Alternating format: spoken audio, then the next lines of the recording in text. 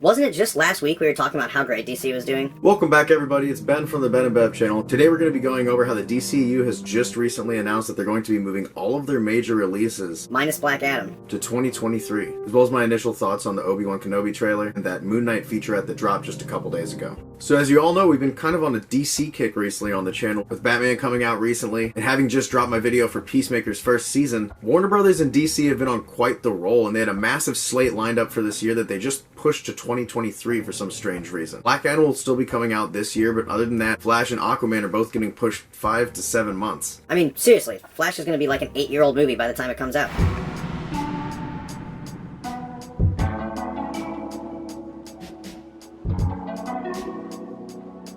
And though I don't completely buy their pandemic-related excuse, which at this point you can use to pretty much cover anything in this industry, I feel. There's a lot of changing factors going on in the world right now. Into a studio maybe wanting to not put all of their eggs in the same year, but to have just announced everything. Then there's also that big Discovery merger. There's just a lot going on. Any of those factors could really be to blame, or maybe the movies really just aren't up to snuff yet. They better be perfect when they come out, though. Finally!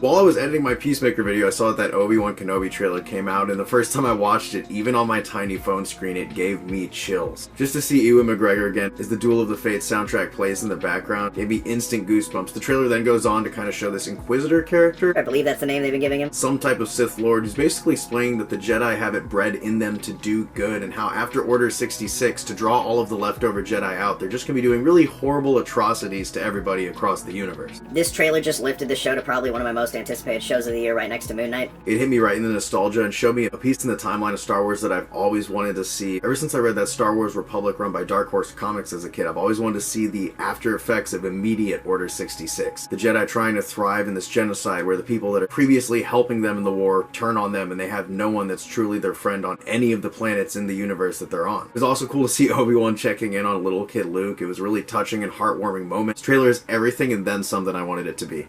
Oh, yeah. What's the other big news?